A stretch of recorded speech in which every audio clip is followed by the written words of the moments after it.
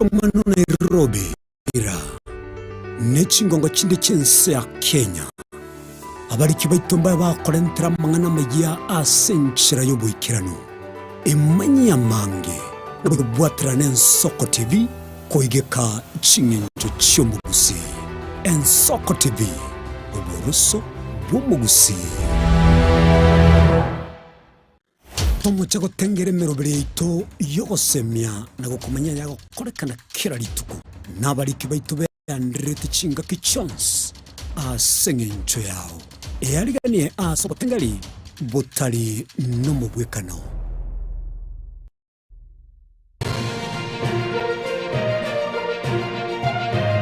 Eye n'Ensoko TV uburoso bw'umugusi Umuri kubwatia na bokorigelwa na kiro muntu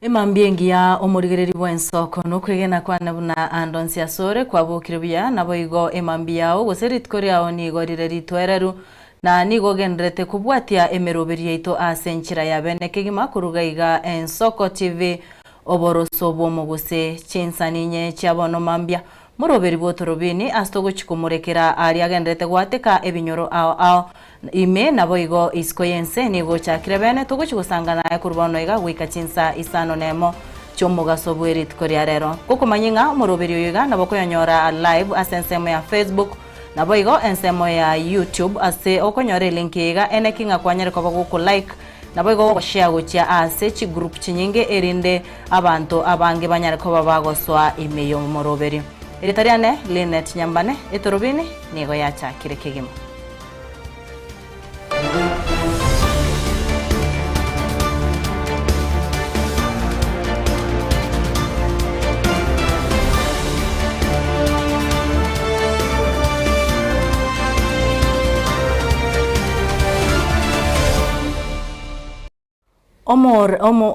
Gosomurigereri bw'Ensoko tuguchaka Etorobini kurua ase ensemo yagusi ase omokonyi bw'umurai bwense Professor Kidure Kindiki anyare kobaga gukwana na goteba buna abakenya nigo baguchia kurigereria abarayi bari babigitase birogo korengana na magenderero ali babareteire ayayiga nigaye aye negative ritkorigoro asare ngetaro ya chinsemo chagusi asibomiranite na abarayi bense meyu ase taro ya magenderero Kindiki gukwana kurwa ensemo ya gusi ni gobono atebribuna eserekari ya Kenya kwanza inse uborai bwae William Samoei Ruto ni gegendrete kwenekia amagenderero au gocha saba Kenya asabano amochiri abamereri bari be serekari na gotebuna obochori bore bosyo nigo abakenya gusekero murai agocha kwenekia magendero kiari areteire abakenya erinde banyare ko bagochorwa teturanyora ari akwande kurwa asensemeyo Na mimi nataka niwahakikishia kwamba uchaguzi next year utakuwa wa huru na haki. There will be no interference with the election. It will be free and fair. We will respect the will of the people. We are Democrats. We are Democrats because we are a product of democracy. If we did not have a democratic system, if we did not have an IBC that was independent, we would not be in office today. And because we are Democrats, because we are products of democracy, we will do whatever it takes to make sure next year's election is free, fair, transparent, and the will of the people of Kenya will prevail. William Ruto akikuja hapa kuomba kura tukiwa na yeye, tutatetewa na kazi. Hatutatetewa na kisirani, na chuki, na ukabila, na ile kelele tumepiga, tutatetewa na kazi. Na mimi nataka niseme ya kwamba it is very clear, it is simple. Leaders will be measured by the work they have done, their track record, not by the number of meetings they have held, not by divisive politics, not by rhetoric, not by tribalism, but by how much they have resolved the issues that are affecting the people of Kenya. Kazi ndio itatetea viongozi na msiwe na wasiwasi. President Ruto, mimi, Nyakundi na hao viongozi wako hapa wote, na gavana wetu Simbarati ambaye ametuma deputy wake, sisi zote tutatetewa na kazi yetu, na hatuna shaka kazi itaongea. Niseme nisiseme? Ni leo si leo jameni? Ama mlikuwa mnataka nikuja niongee nini hapa tena? Si mambo ya barabara zetu na stima yetu na shule zetu na masoko yetu? Si siku ya siasa iko next year? Si next year kila kiongozi atakuja aseme ile alifanya wakati alikuwa na kiti? Si kila mtu ambaye anasimama urais alikuwa mtu mkubwa? Si kila mtu akuja atangaza yake?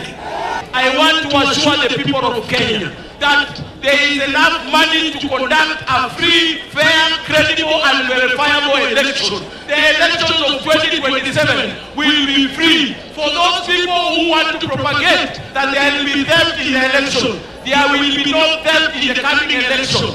Make sure that you prepare yourself well, go to the people, sell your manifesto, sell your agenda, and tell the people of Kenya what you're going to do for them. Sisi tumejipanga, nyinyi jipangeni, tukutane 2027, nyinyi tumalizane na nyinyi mapema saa 12. Kazi ya kiongozi ndio itamtetea. Kwa hivyo mimi nauliza wenzangu, hiyo lugha tupunguze. Mambo ya kusema kwamba uchaguzi hautakuwa wa huru na haki ni mambo yasiyokubalika, na hiyo ni mambo ambayo yanaweza hatarisha usalama wa taifa letu. Lakini juzi tumesikia wengine saa nyingine wanaongea sijui mambo vile kura itakuwa mwaka ujao. I want to say here without fear of contradiction that President Ruto and the Kenya Kwanza administration believes in the rule of law, believes in democracy, believes in healthy competition, and we do not condone the language of election interference.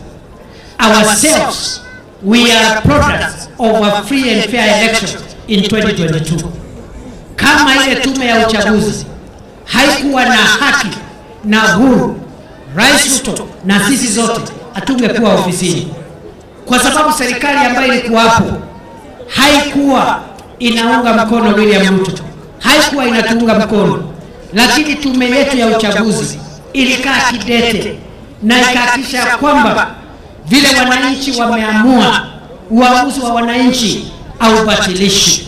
Kwa hivyo masoko ya kina mama mboga kufanya biashara tunajenga, barabara za lami tunajenga, stima inaendelea, mashule kama haya tunajenga. Hiyo ni kazi si kazi? Ni kazi si kazi? Tuendelee na kazi ama mnataka mambo ya bure? Mnataka kazi ama mnataka mambo ya bure? Tuendelee kujenga hii Kisii yetu, tuwaongezee barabara, tuwaongezee mastima, tuwaongezee masoko, tujenge mashule yetu, tuwejenge hiyo bwaho tumesema, na dormitory ya watoto wetu, tununue madawati. Hiyo ndio mnataka ama mnataka siasa ya uchochezi? Mnataka kazi, mnasema kazi iendelee, kazi iwe ndio itaongea kwa niaba ya kiongozi. Kwa hivyo sisi kama serikali tunaamini ya kwamba lazima uchaguzi ambao tunaenda mwaka ujao ukuwe wa huru na ukuwe wa haki na usiwe na mapendeleo. Huwe wewe ni mtu unasimama ukiwa kwa serikali ama kwa upinzani, lazima uamuzi wa wananchi uheshimiwe. And I want to say that President Ruto and all of us do not believe in interfering with democracy. We do not believe in election rigging. We stand for free, fair, transparent elections. Tokurukurwa ase chinseme chuchagusi niko tokwira na weka ase county ya Nairobi ase kiama gya DCP kiararirie omoriki gose giakorera amonchoreri ase omoriki omonene bwe kiamekio gukwana ritko rigoro no morai bwe kiamekio Rigathi Gachagua asatebire oyu omoseneta bwe county ya Nyandarua John Methu nero guchikoba omoriki omonene bwe kiama gia DCP. Gachagua nigene kiribuna ekiamekio nigo kia nyareko bage kogaria ase bano batebire buna riogiria John Methu nigo riguchikuigwekana ase abantu abange gusasa tebire buna ekiamekio nigo kitagete omurai oyu bwate riogi na bigo urekere abarai bande erikenyareko bage kwegendereria. The party has also reviewed the progress and growth of our party, and NEC is very happy that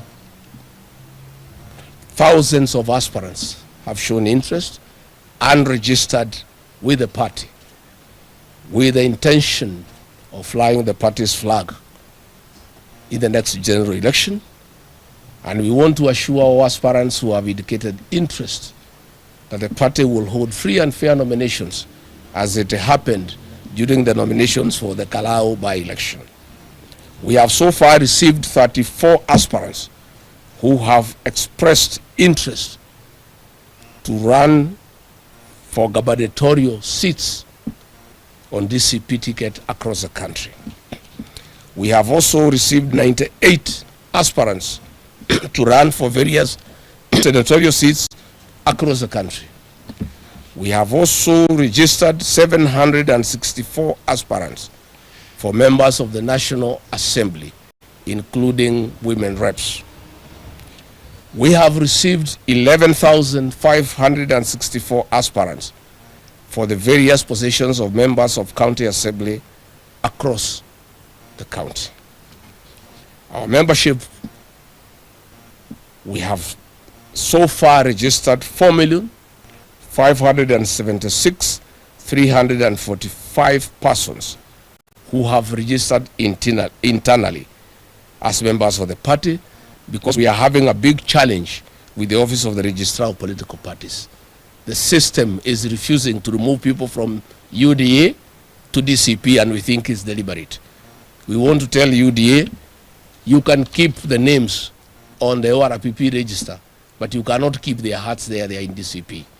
So what we have done, we have our own internal register, and so far we have 4,576,345, and we have told the Secretary General designate the target is to have 10 million members before we go for party nominations next year, where we intend to use the party's register for the nominations. The National Executive Council has noted that the party has become big, and the voice of the party is needed every day, and the party must have a strong voice in the national political discourse on a daily basis, and the media must know whom to contact when they want to know the position of DCP, which has become central in all matters in this country. The party has today brought Senator John Methu of Nyandarua County as Secretary General designate to start the handing over and taking over process from our Secretary General Hezron Obaga, who has been designated to become the Executive Director of the party, to be deputized by Breda Bajara from Busia County. We will not be able to forward the name of Senator John Methu to the Office of the Registrar of Political Parties for now, because there are certain legal issues surrounding the senators having been elected on a UDA ticket to the Senate. Our lawyers are looking at the legal implications, but Senator John Methu, for all practical purposes, is a member of DCP, and he will start acting from today as the Secretary General designate and be the spokesman, the spokesperson of the DCP party on all matters starting today. In due course, in the fullness of time, his name will be forwarded to the Registrar of Political Parties so that he is registered as the duly appointed Secretary General of DCP. The National Executive Council has given Senator John Medhu, the Secretary General designate, his first assignment, that he, together with the Honorable Wajiko Mohia, the MP for Kipipiri, and other leaders, to take charge of the by-elections in Kalau and deliver a decisive victory to the DCP party on the elections scheduled for 16th of July. Tokurwa ase county yiga ya Nairobi tokugenda eyemo wika county ya Murang'a ase omwaziri wa mang'ana y'echinse cheisiko Musalia Mudavadi otebire ense ya Kenya nigegendete kuira emeri nabo igo nigegendete kurwania oborwere bw'echinda gose kugusirie chinda imeyense asa tebire egetambukire kyo nigo kyabeire nigo kegendete buya erikwene kinga mo Kenya taiyo uguchia konyora obokong kubwatekana n'okurwegwa gw'echinda ukwana kurwa ase ensemo gose county ya Murang'a ritkore igoro chinga kibarenge gokore campaign yoko siria chinda amone kiombe kya Ahadi Trust Kenya nigo batebire buna eserikali nige itagetekero mu Kenya anyare ko bagakomenya obomenyo ubuya anene asaba na bari bakogenda chiskuru na bari bakurwa ase gose bari bakurwa ase chiamate chokonyora gwainse. It is indeed a great honor to be part of this gathering for the launch of Ahadi Kenya Trust Jiga Archive and Community Resource Center. This event brings us together not just to launch a facility, but to recognize Kenya's enduring efforts to eradicate Jiga infestation, which mainly affects children and the elderly in the poorest rural households in Kenya. It is a defining moment to celebrate the tremendous gains achieved in suppressing the Jiga menace and honor the resilience of survivors and affected families whose courage inspired a national movement for dignity, healing, and restoration. We are here to archive the painful chapter of the long fight against Jiga infestation, which affected over 3 million people 2 decades ago. In the worst affected areas, children frequently missed schools, families lived in pain and shame, communities suffered in silence, and victims were isolated and stigmatized. Some victims lost mobility and in severe cases, even their lives. As we speak to the Jiga challenge today, I think it is important that as a nation, we also appreciate that there's a new crisis, and this is the Ebola crisis. Therefore, I'm not a doctor per se, medical doctor, but I think the protocols that were observed around COVID time, it's important that we start appreciating those protocols so that we can save Kenyans from the risk of this dangerous strain of Ebola, which is taking many lives in other countries. So we need to be very, very careful. We need to sanitize again. We need to go through that detail. And I think we need to have a campaign because prevention is better than cure. And in this case, we don't know when the cure will be on the table because it is a strain that does not have, that cannot be treated. So we need to be now very careful again in terms of our hygiene, personal hygiene, and how we engage. This is something that I thought I owe it to you. Niwaeleze kwamba hiyo Ebola iko. Haijafika hapa, lakini imeanza kuchukua maisha ya watu. Kwa hivyo ile protocol tulikuwa nazo wakati wa COVID, tuanze kutumia tena ili tuhakikishe kwamba kuna usafi na tunakuwa careful, kwa sababu hatutaki Wakenya waanze kuumia tena kwa sababu ya maradhi kama yale ya Ebola. Kwa hivyo tafadhali tutumie nafasi zote na ndugu zetu wa media ambao mko hapa. I think don't wait. This is a very critical campaign. Let us bring awareness ili tusiwe na shida ambayo itatusumbua katika siku zijazo. Dr. Musalia Mudavadi, distinguished guests, partners, family, Murega Rege. My name is Cecilia Mwangi, Miss World Kenya 2005. I dedicated my crown to support the Jiga affected and infected people. And today I'm a very happy person. And we ought to be happy as well, because this is our collective journey. This is a journey that we have walked together for the past 19 years with the Ahadi Kenya Trust and all of you who are in here. So we are here today to do more than just open a museum. We are here to put the Jigas to the archives where our stories are preserved. We have tried to contextualize everything we have done in 19 years in that archive. Our lessons that we've learned, and our future is protected. For too long, Jigas have thrived in silence. Today, we choose to end that silence.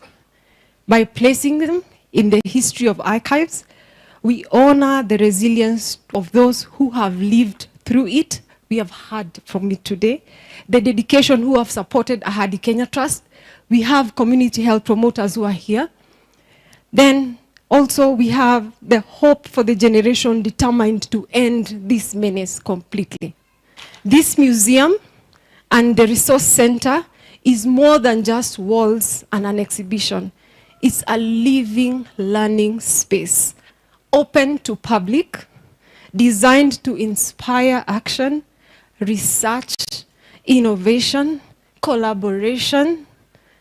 It serves as students, teachers, health workers, innovators, policymakers, and every visitor who wishes to understand the impact of the Jiga eradication and the importance of dignity, hygiene, and community action.